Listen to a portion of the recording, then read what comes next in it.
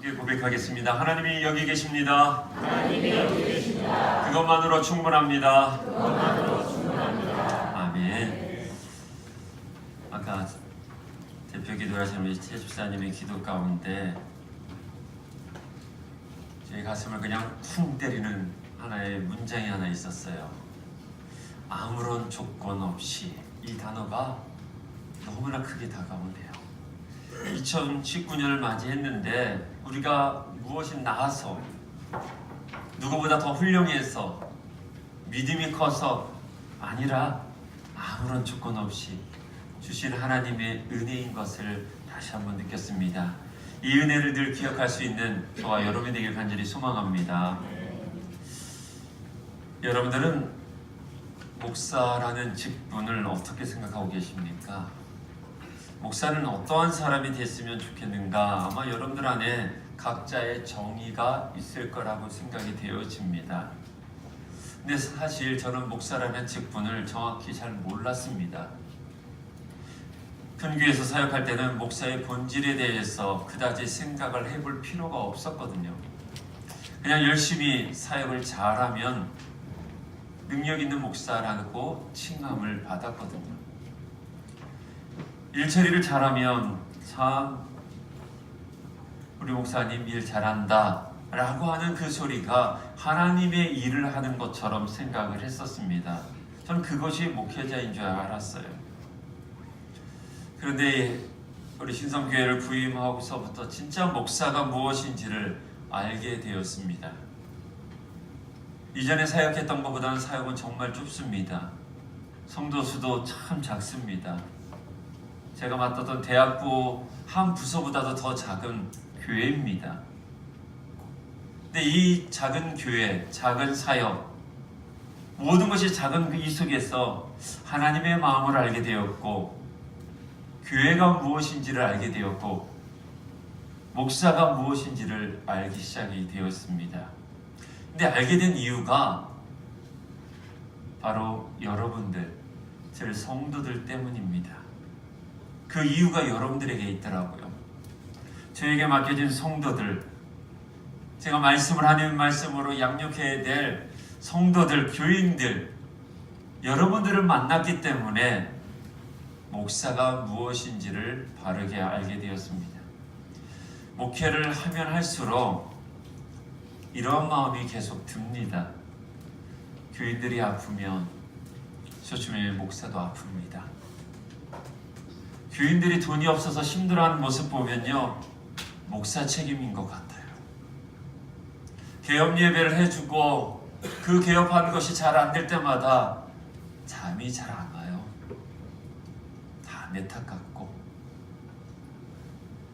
교인들이 잘 안 되면, 여러 가지 문제가 생기면 목사가 기도가 부족한 것 같은 자책감으로 잠을 못 잡니다. 어느 날부터 이게 목회라는 것을 알게 되었습니다. 몇 주 전에도 한 장로님 부부와 대화하면서 목사와 교인들 사이에, 목사와 교인의 이 사이 가운데 신비로움을 그때 또한 알게 되었습니다. 근데 이러한 고민, 이러한 생각이 오늘 본문 바울에게도 있었다는 것을 알게 되었습니다.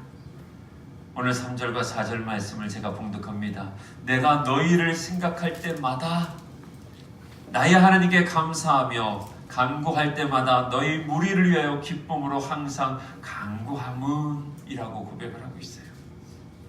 사도 바울이 빌립보 성도들을 생각하면 생각할수록 하나님께 너무나 감사하다는 거예요. 빌립보 성도들을 위해서 기도하면 기도할수록 바울 안에 기쁨이 계속 채워지고 있다고 고백하고 있는 거예요. 이게 목회자의 마음인 것 같아요. 목사는 성도들을 생각하면 기뻐할 수밖에 없고요, 아파할 수밖에 없는 것 같아요. 성도들을 위해서 하나님께 기도하고 그 응답이 일어날 때 정말 행복한 존재가 목사라는 거예요. 그래서 목사는요, 하나님과 교인 사이에 있는 존재예요.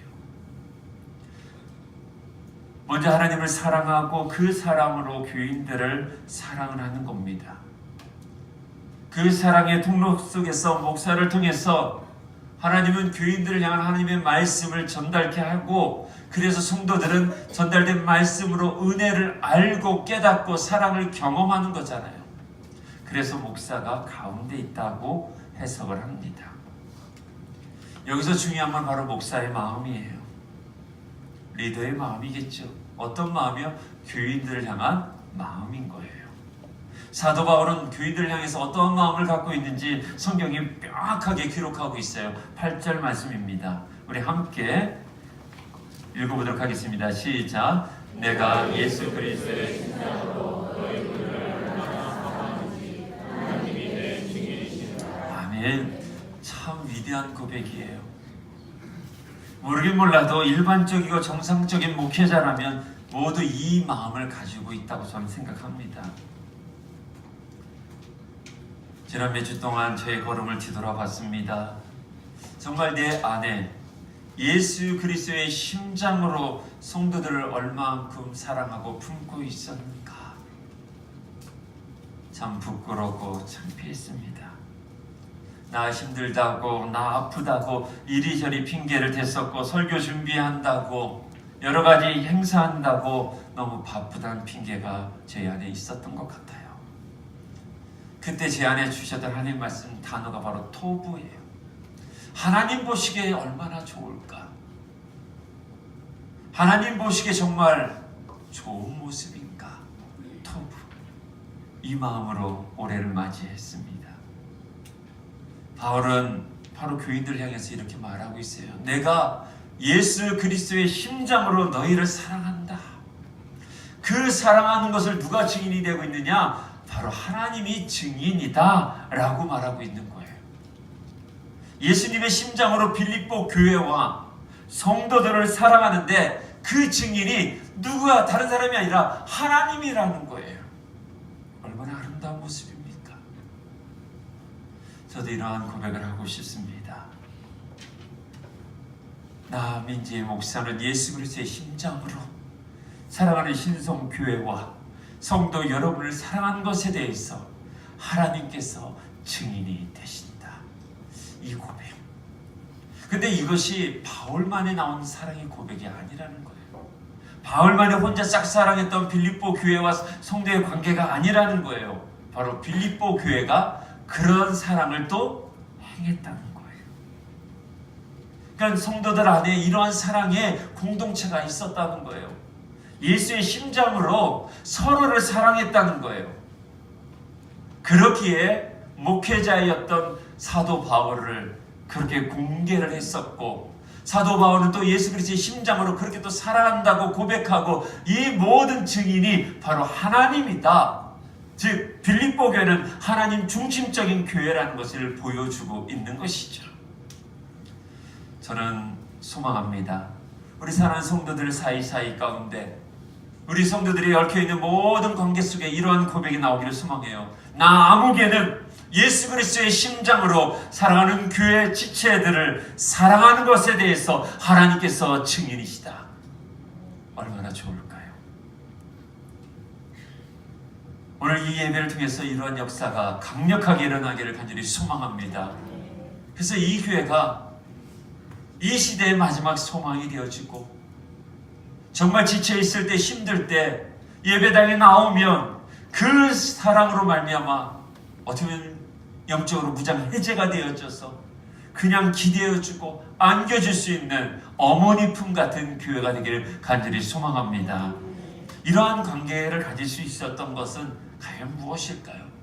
오늘 본문을 통해서 한번 살펴보고자 합니다. 먼저 5절입니다.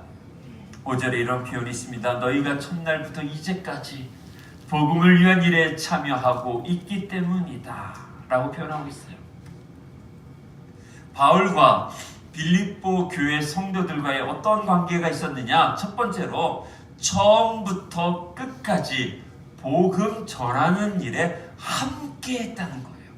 함께 했다는 거. 여기 시간의 개념이 나옵니다. 첫날부터 이제까지. 첫날부터 이제까지. 처음 바울과 빌립보 교회 성도들이 만났던 그때부터 시작해서 지금까지 무엇을 함께했냐? 복음을 증거하는 일에 함께하고 있었다라는 거예요. 이 빌립보서는 우리가 다 아는 것처럼 신학적으로 옥중서신이라고 합니다. 에베소서, 빌립보서, 골로새서, 빌레몬서, 이걸 옥중서신이라고 해요. 옥중서신이라는 것은 감옥 속에서 쓴 편지라는 거예요. 오늘 빌립보도 감옥에서 쓴 편지예요. 수많은 고난을 받고 있는 바울이 빌립보 교회를 향해서 쓴 편지라는 이야기죠. 여러분들 생각해 보십시오. 지금 바울은 떠나 있는 거예요. 떠나 있는 상태인데 지금 또 어디에 있느냐? 감옥에 있어요. 여러분들 같았으면 그런 목회자에게 어떠한 모습으로 다가갈까요? 빌립보 교회는 지금 바울 말고 다른 목회자도 있고요. 다른 리더도 있었어요. 근데 빌립보 교회는 저 멀리 로마 감옥에서 지금 외롭게 어쩌면 정말 쓸쓸하게 생활하고 있는 바울에 대해서 어떻게 했는지 아십니까? 끊임없이 사랑을 보내요. 끊임없이 공개를 합니다. 함께 복음을 전한 일에 한 번도 시선을 다른 곳에 옮기지 않았다는 거예요. 사랑하는 여러분, 우리는 살다가 보면 나 홀로 감옥 속에 들어가는 사람들이 있어요. 나 홀로 마음의 문을 닫고서 어두운 곳에서 홀로 있는 지체들이 있고요. 때로는 목사도 있고요. 우리 교육자들도 있어요. 이때 여러분들 어떻게 하시겠습니까? 우리는 처음은 참 좋아요. 처음 만났을 때부터 나쁜 관계는 없어요. 그런데 사도 바울처럼 첫날부터 지금까지 한결같은 그 사람이 우리 공동체 안에 필요한 거예요. 처음에는 다 좋아요. 그러나 그 지체가 고난에 빠져 있어도, 그 지체가 스스로 감옥 같은 그 마음의 문을 닫는다 해도 우리는 처음과 지금이 변함없어야 한다는 거예요. 왜요? 복음을 위해서. 나를 위해서라면요 안 해도 돼요. 근데 우리가 왜 모였습니까? 예수님 때문에 모였잖아요. 복음 때문에 모였잖아요. 그러기에 홀로 있는 자에게 가야 되는 거예요. 목회를 해보면서 제일 많이 느끼는 것이 바로 시간이에요. 처음에는 참 뜨거워요. 처음에는 열심히 하려고 해요. 근데 그것을 여기까지 끌고 오는 것이 참 어려워요. 끝까지 충성하는 거 쉽지 않습니다. 끝까지 교회를 사랑하고 목회자를 사랑하고 지체를 사랑하는 거 결코 쉽지 않은 거예요. 우리는 계속 변하잖아요. 우리 안에 신앙생활 하다 보면 영적인 권태기가 와요. 그러다 보면 어제도 주례 때도 얘기했지만 이 세상에서 관계 중에서 제일 안 좋은 관계가 무슨 관계라고 그랬어요? 무덤덤한 관계. 우리가 이런 얘기를 했잖아요. 우리 관계에서 별로 사람이 안 좋을 때 참 싸가지 없다고 하잖아요. 이 싸가지가 없다는 게 네 가지가 없다는 거거든요. 네 가지가 뭐라고 제가 지난주 수요일날도 말씀드렸고 어제 결혼식 갔다 오신 분들은 알 건데 질문하고 싶은데 또 대답을 안 할 것 같아서 이 네 가지가 인, 의, 예, 지 이렇게 하면 또 따라하긴 해요. 우리 교회가. 이건 인간의 기본적인 도리예요. 이 도리를 못할 때 우리 어르신들이 뭐라고 하냐면 아유 싸가지 없다고 그래요. 근데 싸가지 없는 사람보다 더 싸가지 없는 사람이 뭐예요? 왕싸가지. 근데 이 왕싸가지보다 더 안 좋은 사람이 무덤덤한 사람이에요. 이 무덤덤하다는 건 무덤이 덤으로 하나 더 있다는 거예요. 얼마나 삭막하겠어요. 눈물이 메마른 사람, 사랑의 호흡이 없는 사람, 누가 아파도 그거에 대해서 국률한 마음이 없는 사람, 그 사람이 무덤덤한 사람이에요. 신앙생활을 조금씩 오래 하다 보면 시간이 지날수록 우리 안에 은혜가 메마르면 무덤덤한 신앙생활을 해요. 찬양에 감동이 없어요. 말씀을 들어도 나를 향한 말씀이 아니라 저 인간을 향한 말씀 같고, 예배가 지루해지고 지체들 만나는 게 싫어질 때 여러분들의 신앙은 바로 무덤덤한 신앙이에요. 이때는 어떻게 되냐? 이장을 해야 돼요. 무덤을 뒤파야 돼요. 새로 오픈은 빌드업을 해야 돼요. 그건 누가 하냐? 성령님께서예요. 이러한 교회가 가장 슬픈 교회고, 그런 교회가 가장 지체들에게 상처를 주는 교회가 된다는 거예요. 사랑하는 여러분, 그리고 저를 포함 모든 교육자 여러분, 그리고 항존직 여러분, 우리 더 바른 신앙생활을 가집시다. 건강한 신앙을 위해서 건강한 신앙이 무엇인가 함께 만들어 가셔야 돼요. 처음 마음을 놓치지 않기를 소망합니다. 특히 목회자는 부르심을 받을 때 그 열정으로 사랑하는 성도들과 교회를 섬기고 존중해 주셔야 됩니다. 성도들은 주님을 만났을 때 그 마음, 이 교회에 와서 은혜와 사랑을 느꼈을 때 그 마음 자세로 교회를 사랑하시고 목회자를 사랑해 주십시오. 사도 바울은 이러한 목회적 상황 가운데서 이러한 고백을 합니다. 사도행전 20장 24절에 내가 달려갈 길과 주 예수께 받은 사명 곧 하나님의 은혜의 복음을 증언하는 일을 마치려 하면은 나의 생명조차 조금도 귀한 것으로 여기지 아니하노라. 지금 사도 바울이 어디에다 관점을 두고입니까? 초점을 어디다 둡니까? 마치는 일, 마치는 일에다가 두고 있는 거예요. 지금 내 상황에 하나님의 일을 맞추지 아니하고요, 내 감정에, 내 입장에 신앙생활하는 것이 아니라 마지막 날 주님 앞에 설 날을 바라보고서 묵묵히 가겠다는 거예요. 사랑하는 여러분, 마귀는요 초점을 계속 내 앞으로 끌고 오려고 합니다. 아니요, 우리는 어디를 봐요? 끝을 바라봐야 돼요. 이런 예화를 제가 드린 적이 있어요. 처음 이 교회 와서 저희들이 족구를 해보자 해서 내곡초등학교 가서 저희들이 족구를 했어요. 그때는 뭐 거의 중고등학생들까지 같이 가서 축구하고 농구하고 이렇게 족구를 했어요. 족구를 하려면요 줄을 그어야 됩니다. 근데 줄을 어떻게 그냐면요, 많은 분들이 다리를 쭉 벌리고서 처음에 점을 찍어요. 그리고 거기서부터 이렇게 금을 긋습니다. 근데 이 금이 과연 똑바를까요? 내가 보기엔 똑바로요. 처음 시작은 똑같아요. 처음은 한 포인트를 두기 때문에 그걸 보고서 이렇게 점점 하면서 나를 보면서 그립니다. 그런데 마지막 와서 보면 어때요? 삐뚤삐뚤거려요.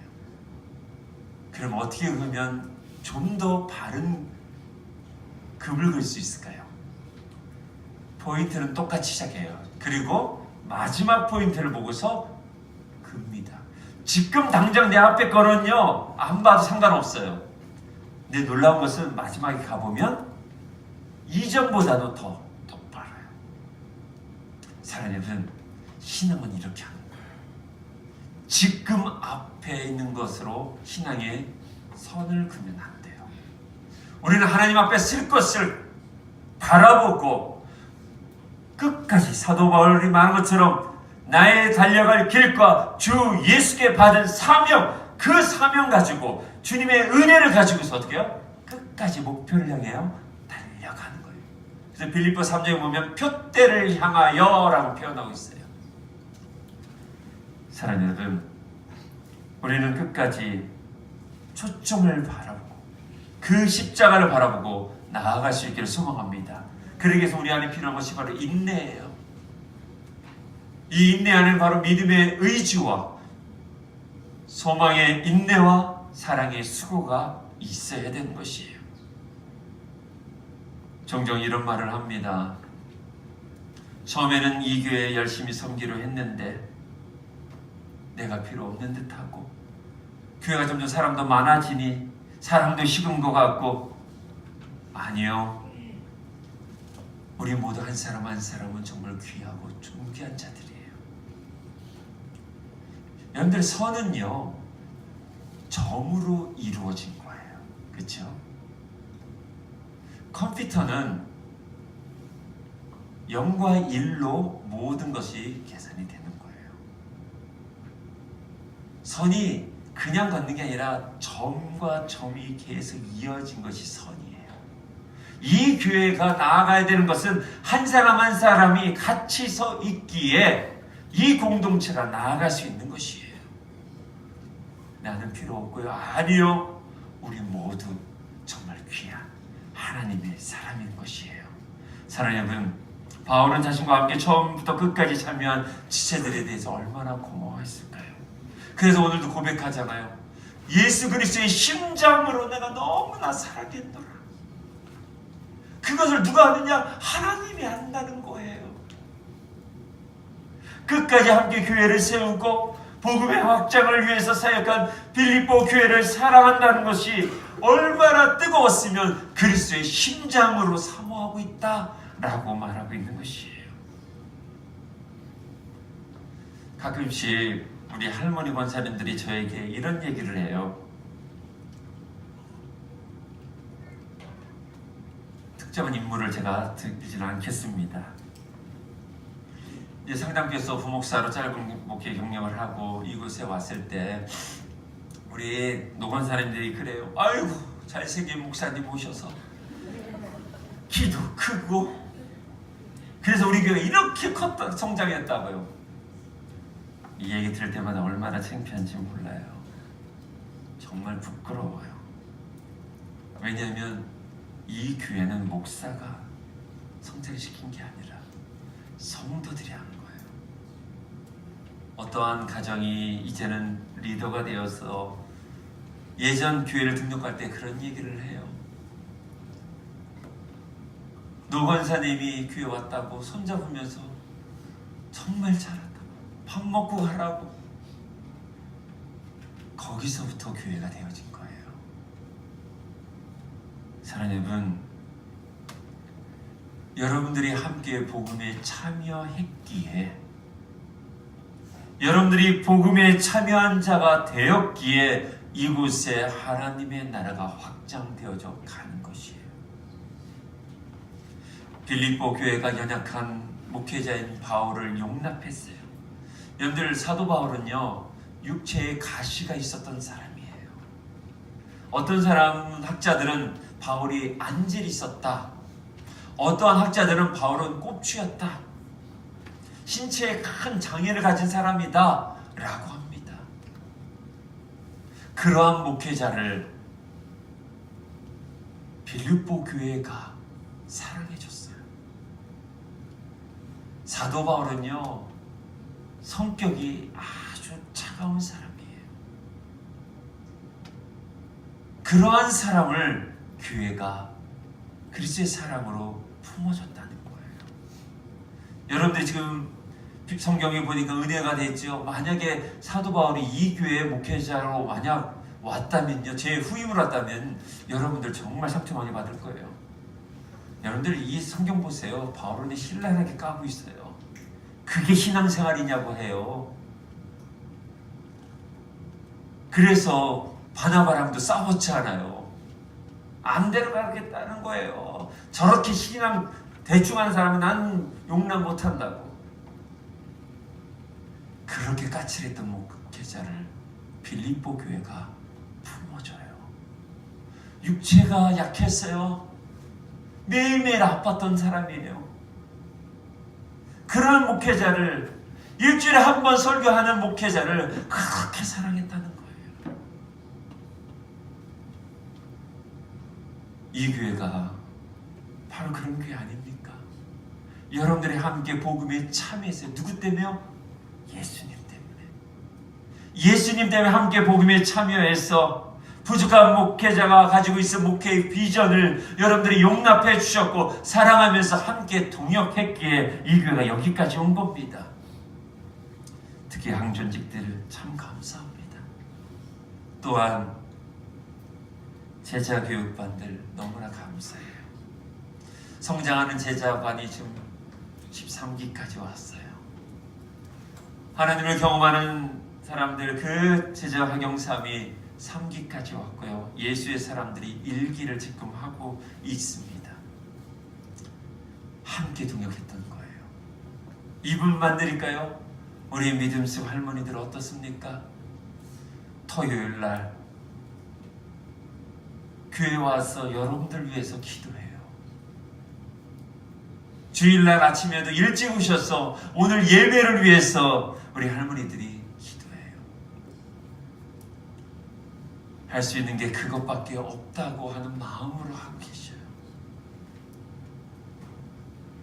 한 지체가 아프면 그 아픔을 함께 안아보려고, 회복시키려고 함께 사랑의 수고를 하신 분들이 여러분들이잖아요.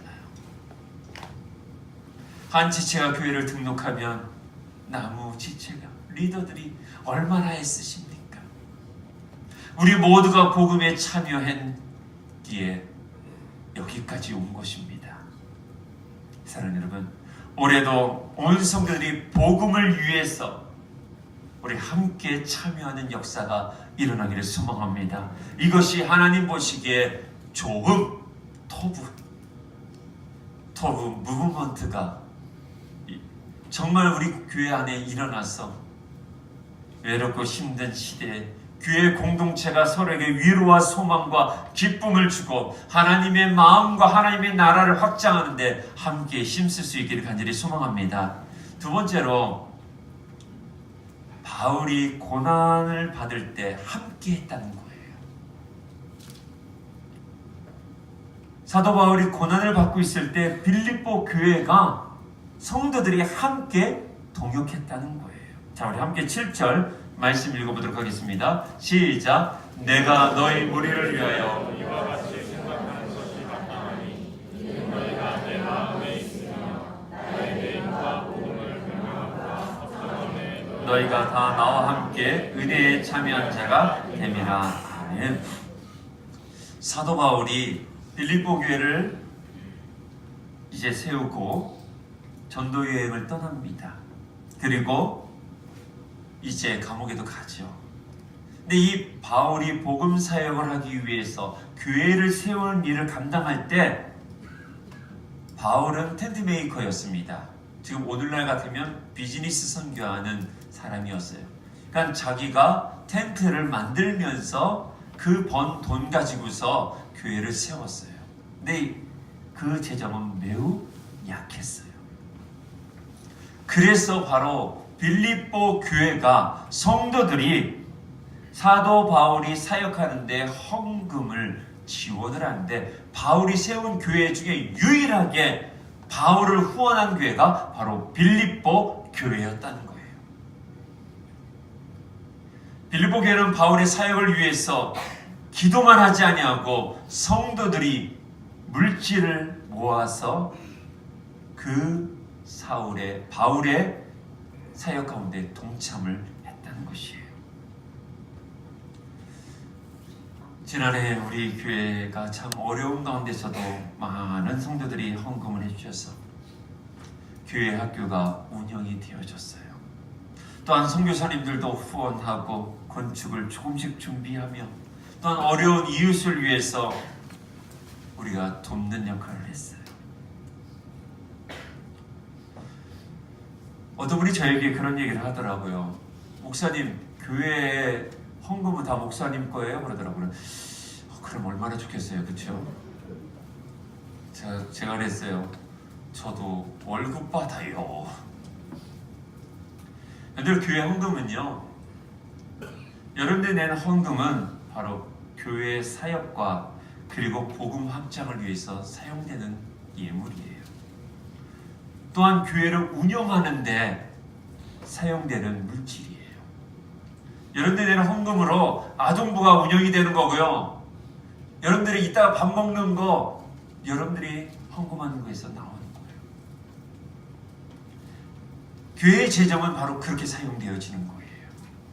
그러면서 교회의 본질인 또한 나누는 일에 교회가 힘쓰고 있는 거예요. 여러분들이 헌금으로 우리 학생들이 복음 안에서 세워지고 있는 것이고요. 생명이 이어져 가고 있는 것이고요. 더 나아가 목회자들을 살리고 있는 것이에요. 작년에도 경제적으로 어려운 시기 가운데 우리 성도들이 참 애써서 많은 물질을 헌금을 했습니다. 사실 목사로서 헌금을 말씀드린다는 건 항상 어렵고 힘든 일입니다. 그러나 오늘 이 부족한 중에 오래전부터 품었던 비전을 함께 공유하고자 합니다. 저는 우리 교회가 재정이 되어진다면 우리 청년 교회를 교회 바깥으로 빼고 싶습니다.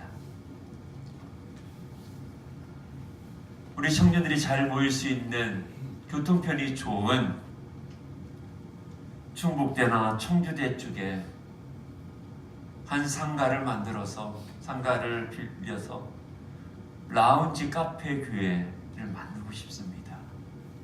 그곳에서 청년들이 학생들이 거기서 청년교회를 운영하는 거예요. 그곳에서 공부도 하고요.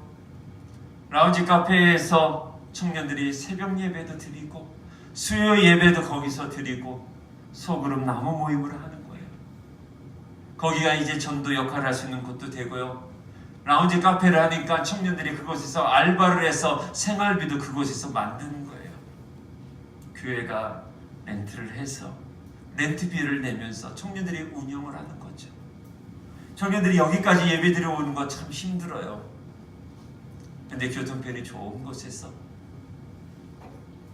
청년들이 공부도 하고 그곳에서 함께 예배를 드리고 그곳에서 함께 나눔을 갖고 격려해주고 거기서도 알바를 하면서 거기서 이제 생활비도 얻는다면 우리 청년들이 정말 지금 대학생들이 복음률이 3%가 안 되는 캠퍼스 안에서 생활 선교사로 살아가지 않을까 라는 제 안에 그런 꿈이 있어요.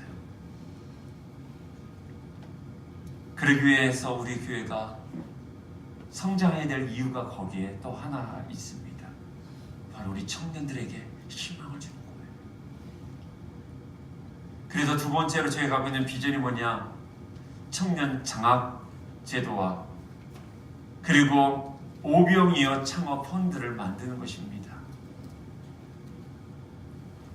정말 학생들이 공부할 수 있도록 장학금이 정말 잘 적립되면 얼마나 좋을까. 그리고 우리 청년들이 창업을 하거나 우리 성도들이 창업을 할 때 교회가 그것을 빌려주는 거예요. 이거는 제 아이디어는 아니고요. 제가 너무나 존경하는 목사님이 높은 뜻 선교회를 만들어서 그곳에서 펀드를 만들어 북한에서 탈북한 청년들이 창업을 할 때 무상으로 이제 이자를 안 받고 그대로 돈을 빌려줘요. 북한 청년들이 나와서 이 땅에서 적응한다는 건 참 쉽지 않아요. 그런 청년들이 쬐그만 라면 공장, 라면 식당이나 또한 국수집 이런 것을 창업을 할 때 교회가 그 창업을 전적으로 지원을 해줍니다. 그 창업을 해서 5년간을 그곳에서 일을 할 수 있게끔 합니다. 5년을 일을 하면 교회가 다시 심의를 해서 다시 한번 5년을 연장할 수 있게 해주는 거예요. 그러나 그 친구가 5년 안에 자립을 했다 그러면 그 친구는 다른 곳으로 이전을 하고 그 자리에 새로운 북한 청소년이나 청년들이 거기서 알바를 하고 창업을 합니다. 이것을 교회가 이자 없이 해주는 거예요. 우리 교회가 정말 우리 청년들이나 또 우리 성도들이 경제적으로 어려울 때 그러한 재정을 만든다면 얼마나 좋을까요? 아주 오래전에 성남교회가 IMF 때 이러한 운동을 했습니다. 11조 한 번 더 하기. 그래서 IMF 때 가게의 문을 닫은 그 가정을 살리기 위해서 성도들이 함께 11조에 11조를 더 냈어요. 그것을 만들어서 중소기업 하다가 문을 닫은 그 가정의 생활비를 교회가 성도들이 함께 지원을 했어요. 3년 뒤에 5년 뒤에 자립을 한 성도들이 교회에 나와서 간증을 할 때 참 많은 은혜가 있었어요. 우리 교회가 그런 교회로 성장했으면 좋겠어요. 그래서 우리 교회가 300명으로 성장해야 될 이유가 또한 여기에 있는 것이에요. 청년들이 좋은 아이디어가 있지만 재정이 어렵고 또한 어떻게 해야 될지 모르기에 여러분들이 전문가이기에 여러분들이 먼저 사업을 해보신 분들이기에 여러분들이 그러한 노하우를 청년들에게 가르쳐주는 거예요. 해방촌에 서울 후암동이 해방촌이 아니겠습니까? 거기에 제 친구 후배 목사가 기존 교회에서 나와서 팥죽집을 지금 하고 있어요. 그 친구가 하는 사역이 뭐냐? 해방촌에서 놀고 있었던 청소년들, 청년들을 그 팥죽교회로 데리고 와 일을 가르쳐주는 거예요. 용산구에서 있는 청년 창업 실업 그 급여를 받아오고 도시재생 프로그램을 하고 있기에 거기 있는 재정을 또한 끌고 와서 팥죽교회를 만들어서 지금 12명의 청소년과 청년들이 지금 그 일을 하고 있어요. 예수를 모르던 아이들이에요. 그런데 목사님이 팥죽교회를 하면서 그 아이들과 함께 같이 숙식을 하면서 이 아이들이 예수님을 알기 시작을 했어요. 희망이 없었던 청년들이 교회로 말미암아 희망을 노래하고 세상은 여전히 아름답다. 하나님이 만드신 세상은 참 좋다. 톱이라고 고백을 하고 있다라는 거예요. 저는 우리 교회가 이런 일이 일어났으면 좋겠어요. 근데 그 최준 목사가 할 수 있었던 것은 한남제일교회 안수 집사님 한 분이 바로 컨설팅 회사의 회장이셨어요. 그분이 그 최 목사님과 함께 교회를 세웠던 거예요. 팥죽교회를. 그래서 모든 것을 컨설팅을 해주고요. 전문가의 손길과 복음이 함께 가니까 놀라운 역사가 일어났다는 거예요. 여러분들은 직장에서 또한 사업을 해서 성공하신 분도 있고 또한 직장에서 많은 조직을 만들어봤던 분들도 계십니다. 이제 그것을 우리 청년들한테 또한 이제 뭔가 새로운 희망을 가지고 일어나려고 하는 사람들에게 우리가 좀 가르쳐줬으면 좋겠어요. 이러한 500여 창업 펀드가 일어난다면 정말 우리 공동체를 통해서 선교적 교회는 반드시 세워질 줄 믿습니다. 사랑하는 여러분, 교회는요 여러분들의 기도와 헌신으로도 세워지지만 바로 물질로도 세워지는 것이에요. 정말 힘들지만 올해 바른 11조를 해주십시오. 이게 신앙입니다. 그리고 어렵더라도 선교사님을 생각하시고 교회 건축을 생각하시면서 절기에 감사하시면서 신앙생활을 해나가기를 소망합니다. 정말 죄송하지만 바른 헌금생활, 그게 바른 신앙과 연관이 있습니다. 왜요? 여러분들이 교회이기 때문에. 이 교회는 사랑하는 청년 여러분, 여러분들의 교회입니다. 여러분들이 헌신한 마음, 여러분들이 헌금을 할 때 이 교회가 또한 건강해진 것이에요. 사도 바울이 사역을 해나갈 때 힘들 때마다 빌립보 교회가 그 고난에 함께 동참을 했던 것이에요. 그것을 사도 바울은 알고 감사 고백을 하고 있는 것이에요. 이러한 고백이 우리 모두 예수 그리스도의 심장을 가지고 서로를 사랑하고 있는, 그래서 이 모든 것의 증인이 하나님인 이 교회가 우리 교회가 되기를 간절히 축원합니다. 이런 일이 있을 때 우리 안에 일어나는 현상들이 있어요. 이것이 9절에서 11절 가운데 있는데, 특히 11절에 보면 예수 그리스도로 말미암아 의의 열매가 가득하여 하나님의 영광과 찬송이 되기를 원하노라. 아멘. 이런 성도와 목회자의 관계, 성도와 성도의 관계가 되어질 때, 이런 헌신이 일어날 때 어떤 열매가 일어나냐? 하나님의 의의 열매가 가득 찼다는 거예요. 우리 교회 안에 정말 하나님의 의의 열매가 충만하기를 간절히 소망합니다. 그리고 궁극적으로 우리는 무엇을 해야 되냐? 하나님의 영광과 찬송만 나타내야 돼요. 이 교회에 정말 하나님의 영광과 찬송만이 충만하기를 간절히 소망합니다. 이것만 있으면 되잖아요. 우리 교회의 존재와 우리 가치의, 교회의 가치의 목표는요, 단 한 가지의 하나님의 영광과 찬송이 되는 것. 목사가 나타나면 안 돼요. 저는 간간히 좀 부끄러운 일들이 있습니다. 저희 교회가 여러분들의 헌금으로 우리 노예 안에 어려운 교회를 돕고 있어요. 여러분들 주부에 보면 나와 있는 교회가 바로 그런 교회예요. 사실 한국 교회 70%가 참 어려워요. 그 교회를 미자립 교회라고 합니다. 미자립 교회는 쉽게 말해서 1년 예산이 도시가 3천만 원이 안 되는 교회, 헌금이 3천만 원이 안 되면 미자립 교회라고 그래요. 농촌 교회는 2,500만 원의 헌금이 나오지 않으면 미자립 교회라고 그래요. 그런 교회를 돕는 것이 우리 노예, 우리 총회 안에는 있어요. 그래서 의무적으로 우리가 돕습니다. 근데요, 정말 여러분들이 죄송하면은, 제가 교회 이름으로 우리 교회가 이제 후원금이 나가잖아요. 그런데 그 교회 성도들이나 목사들이요, 저한테 고맙다고 그래요. 근데 너무나 죄송해요. 목사라 인사받을 때가 있고요, 목사라 선물을 받아요. 정말 부끄러워요. 제가 보낸 게 아닌데. 이번에도 보은대학교의 장로님이, 이장 장로님이 저에게 보리쌀을 보내주셨어요. 이거 어떻게 나눌까요? 제가 두 톨씩 이렇게 다음 주에 나눌 거예요. 정말 죄송해요. 제가 홀라당 먹었어요.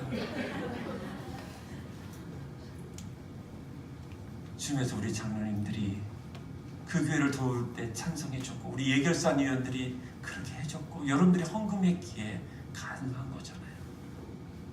이 교회가 목사가 나타나면 안 돼요.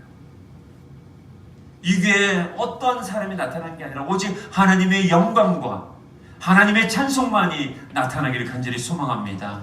자, 그러기 위해서 우리 교회가 어떤 일로 하나님께 영광과 찬송을 올려드립니까? 이 실천에 대한 말씀을 나누고자 합니다. 첫 번째로 생활 선교사가 되어 주셔야 됩니다.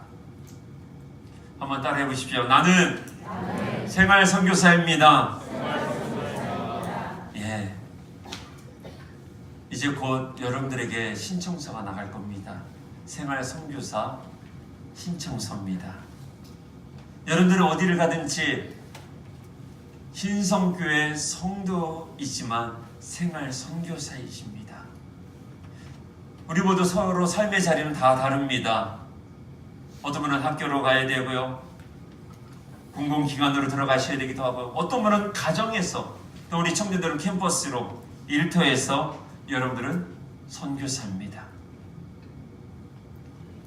우리들이 단지 돈을 버는 것에만 우리의 인생의 목적이 되지 않기를 소망합니다.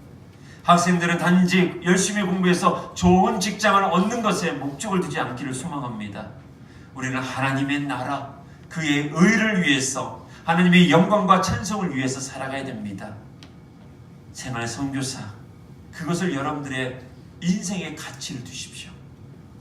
그러면 생활 선교사는 어떠한 목적을 가지고 살아가야 되냐? 첫 번째로 사랑과 선을 목적으로 가지고 사십시오. 모든 일에 사랑을 더하십시오. 본질적인 것에는 일치를, 비본질적인 것에는 자유를, 그 모든 것에 사랑을 더하십시오. 이것이 성도, 생활 선교사의 자세입니다. 모든 일에 사랑을 더하시고요.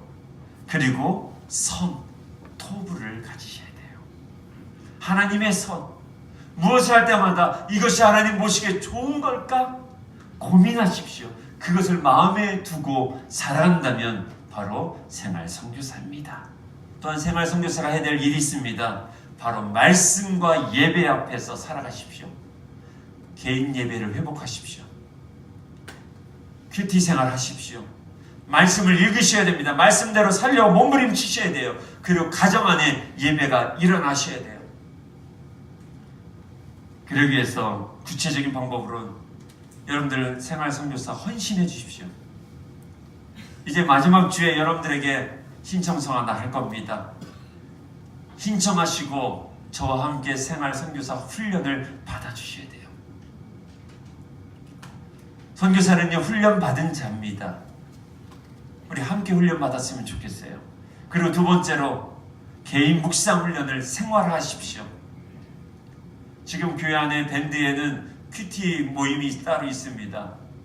그곳에서 여러분들 어렵지만 큐티 한 것을 올리셔야 돼요. 말씀 훈련 받은 거, 은혜 받은 거 올리셔야 돼요. 교회는요, 고백 공동체입니다.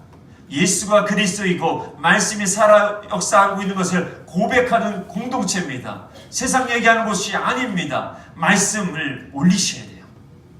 생활하는 것을 또한 누구랑 나눠야 돼요? 아내랑 나누셔야 됩니다. 자녀들과도 말씀을 나누셔야 돼요. 사랑하는 자녀들에게 말씀 카톡을 보내주세요. 우리 청년들도 마찬가지예요. 부모님에게 오늘 받은 말씀, 은혜 받은 것을 보내주셔야 돼요. 이것이 함께 일어났으면 좋겠어요. 얘야 용돈 떨어졌다. 아빠 저 용돈 떨어졌다. 그 문자 보내지 마시고 오늘 아빠 오늘 이 말씀을 제가 받았어요. 아빠도 이 말씀대로 함께 은혜 있기를 소망해요. 그리고 용돈 보내주세요. 그렇게 하셔야 되는 거예요. 동이나 하랑니? 예? 우리 모습이 이랬으면 좋겠어요. 저도 아이한테 용돈 보내기 전에 말씀을 보내기를 소망합니다. 우리가 그랬으면 좋겠어요. 저는 간간히 리더들이 말씀을 보내줘요. 큐티한 거 보내줘요. 얼마나 은혜가 되는지 몰라요. 이렇게 말씀대로 몸부림치는구나. 목사로서 너무나 행복해요. 여러분들이 받은 은혜 말씀 저에게 보내주세요. 목사님 오늘 말씀 이렇게 봤는데 오늘 생활선교사 살아가는데 이런 말씀이 은혜가 되었어요. 이렇게 살겠습니다. 보내주세요. 이렇게 서로 교통하고 소통할 때 바울과 빌립보 교회의 모습이 아니겠습니까? 예수 그리스도의 심장으로 사랑하고 있는 거 아니겠습니까? 이것을 함께 나눴으면 좋겠어요. 그리고 개인 묵상이 일어나면 일주일에 최소한 한 번은 가정 예배를 드리십시오. 같이 기도하십시오. 이것이 바로 생활 선교사의 모습입니다. 그리고 두 번째로 예배하는 선교적 교회로 우리 교회는 나아가야 될 줄 믿습니다. 그것이 하나님의 영광과 찬송이 될 줄 믿습니다. 2019년도 우리 교회에 어떤 구체적인 변화가 일어나야 될까요? 첫 번째로 예배입니다. 우리 교회는 이제 생활 선교사, 즉 그건 흩어지는 교회입니다. 선교사는요, 삶의 자리로 가서 생활하는 거예요. 흩어지는 교회와 모이는 교회가 같이 가고자 합니다. 성경이 분명히 말세에는 모이게 힘써야 된다고 기록하고 있습니다. 정말 전교인이 적극적으로 우리 모였으면 좋겠어요. 특세할 때, 금요 겨자 시기도 할 때 우리 함께 했으면 좋겠어요. 전교인 체육대회 날 우리 함께 했으면 좋겠어요. 전교인 수련회 적극적으로 참여해 주십시오. 신성 교인이라면요, 전교인 수련회는 축구와 체육대회는 반드시 참석하셔야 돼요. 그리고 선교의 모임을 참여해 주십시오. 세대별 모임입니다. 여러분들 참여하셔야 돼요. 그곳에서 함께 나누셔야 돼요. 은혜를 나누고 생활 선교사로 나아가기 전에 충전을 받으셔야 돼요. 특히 올해는 주일 예배에 집중하고자 합니다. 사실 우리 한국교회는 예배의 홍수 시대입니다. 저는 이것을 바꾸고자 합니다. 홍수지만 마실 물이 없는 거죠. 우리 교회는 작아도 마실 물이 있는 교회로 만들고 싶습니다. 그러기 위해서 제일 중요한 건 바로 여러분들입니다. 부디 지각하거나 결석을 줄이셔야 됩니다. 그래야지만 제대로 은혜를 받을 수 있는 것입니다. 토요일 날 일찍 주무십시오. 주일을 위해서 최고의 컨디션을 만드셔야 됩니다. 아프십니까? 병원 가셔서 주사 맞아야 돼요. 왜요? 주일을 위해서 살아가는 존재이기 때문에 그래요. 주일은 한 주의 시작입니다. 오늘부터 시작이에요. 그 때문에 오늘을 거룩하게 하셔야 돼요. 왜요? 첫째 것은 항상 하나님의 것입니다. 오늘은 그래서 주의 날입니다. 주님의 것입니다. 이 주일에 사랑하는 여러분 목숨 거십시오. 근데 제가 한 말씀 드리고 싶다면 인생을 포기하고 싶습니까? 주일을 포기하십시오. 예배를 포기하십시오. 제가 예언합니다. 여러분들의 인생은 반드시 망할 것이에요. 그러나 살고 싶습니까? 회복되기 원하십니까? 주일에 목숨 거십시오. 우리 교회는 예배에 목숨 건 공동체입니다. 두 번째로 우리 교회가 선교적 교회로 나아가기 위해서는 바로 선교를 해야 합니다. 선교는 과연 무엇입니까? 어려운 거 아닙니다. 그곳에서 그리스도의 마음으로 사는 것이에요. 여러분들 직장 가서 그리스도의 마음으로 사십시오. 그곳에서 복음은 일어날 거예요. 예수 믿으라고 전하서 아니요. 삶으로 증명하십시오. 그 증명을 여러분들이 일터에서 시작하십시오. 가정에서 시작하시고. 두 번째로 우리 교회가 이곳에 있다는 것은요. 우리 교회가 이곳에서 40년 이제 50년이 되잖아요. 50년 동안 있는 이유가 무엇일까요? 이 지역의 필요를 채우기 위해서 존재한 거예요. 저는 우리 안수 집사님들과 권사님들에게 제안하고 싶습니다. 여러분들이 기도하시면서 우리 신성교회가 이 지역에 무엇을 도울 수 있을까? 우리 교회가 50년 동안 이 교회에 있는 이유가 왜 있는 이유가 뭘까?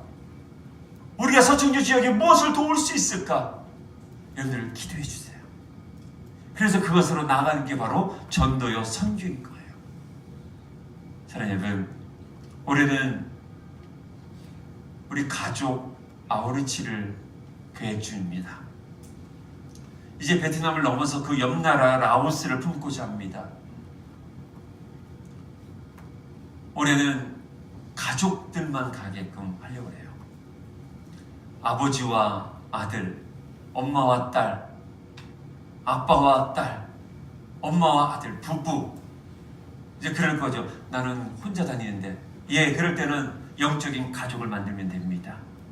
그래서 라오스라는 땅을 밟고자 합니다. 정말 어려운 나라예요. 거기 있는 고아들을 품고자 합니다. 그들을 바라보고자 합니다. 여러분들, 이제 2월 첫째 주면 이것을 신청을 받고자 합니다. 분명한 것은 우리가 해야 될 사명이기 때문에. 또한 세 번째로 우린 지상명령인 복음 증거에 힘써야 됩니다. 가게를 하신 분들은 교회 브로셔를 가지고 가십시오. 가서 만나는 사람들에게 교회를 증거하십시오. 예수를 증거하십시오. 이제 또한 우리는 테크노폴리스가 이제 2월 말부터는 내곡초등학교가 이제 학교를 다시 오픈을 합니다. 그곳에 가서 예수를 모르는 분들과 교회에 상처받아서 교회를 나가지 않는 가난한 성도들에게 건강한 교회가 있습니다. 예수님이 계십니다. 라고 증거해야 합니다. 우리 함께 하십시다. 그리고 세 번째로 교회라는 패러다임입니다. 저희 교회는 습공동체로 되어 있습니다. 이제 앞으로 점점 이 습공동체 안에는 담당 교육자를 세우고자 합니다. 그래서 올해 믿음숲은 우리 윤석주 전사님이 담당 교육자입니다. 그러면 우리 믿음숲 어르신들은 여러분들의 교육자를 정말 사랑해 주시고 위에서 기도해 주시고요.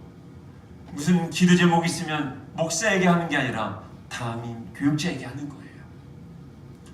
전사님, 우리 가정 신방 와주세요. 이제 그거를 제가 이제 또 보고를 받겠죠. 이러한 구조로 갑니다. 소망과 사랑숲은 제가 담임 교육자로 있을 것이고, 온유숲은 지금 이승찬 전사가 담임 교육자입니다. 여러분들의 자그마한 일들 담임 교육자들에게 보고해 주셔야 됩니다. 교회를 못 나오십니까? 그러면 담임 교육자에게 말씀하셔야 됩니다. 그거를 저는 이제 보고를 받고 제가 또 신방에 가야 될 일이면 신방을 가야 되는 것이죠.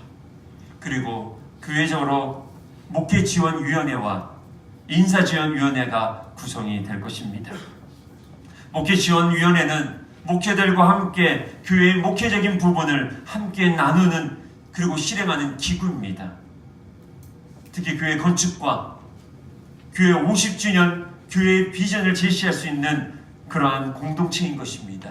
인사위원회는 교회의 사역자들을, 즉 제자 교육을 함으로 인해서 사람을 세우는 기구입니다. 이 위원회부터 시작해서 이 위원회는 교회 학교를 점검을 해야 되고 어른들을 또한 점검해서 은사대로 달란트대로 사람을 세우고 사역을 할 수 있게끔 만드는 그런 공동체인 것입니다. 이렇게 하기 위해서는 담임 목사 중심적인 구조를 내려놓으려고 합니다. 목사 중심적인 교회가 아닌 항존직 중심인 교회가 되어야 합니다. 그래서 이 교회는 모이는 교회와 흩어지는 교회가 균형을 이루어 이 시대에 정말 필요한 선교적 교회로 나가고자 합니다. 그래서 여러분들에게 책 한 권을 소개하고자 합니다. 복음의 열정이 타오른 안디옥 교회, 지난주 설교했던 안디옥 교회 이야기입니다. 이거를 여러분들 읽으셨으면 좋겠습니다. 이거를 한 달간 읽으시고 2월달 나무 모임에서 이것을 함께 토론을 하고자 합니다. 이건 책값은 12,000원을 한 분이 후원을 해주셨습니다. 그래서 우리 교회 150권을 왔습니다. 모두 가져가십시오. 이걸 읽고 건강한 교회가 무엇이고 우리 신성교회를 어떻게 하면 건강한 교회로 만들까? 우리 함께 고민합시다.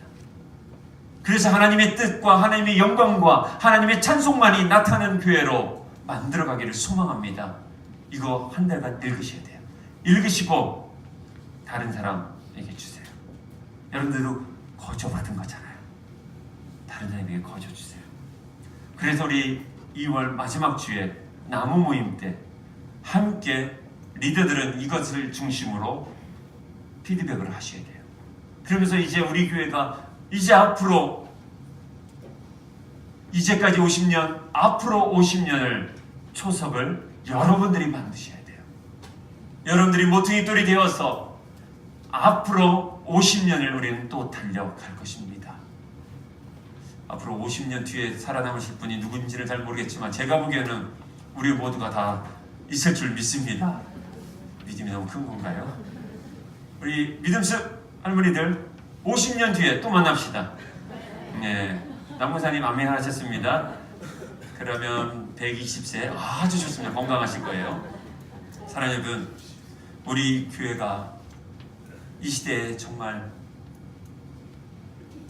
크지는 않지만 자그마한 보온병 같은 그러한 교회로 나아가 선교적 교회로 건강해지기를 주의 이름으로 축원합니다. 기도하겠습니다.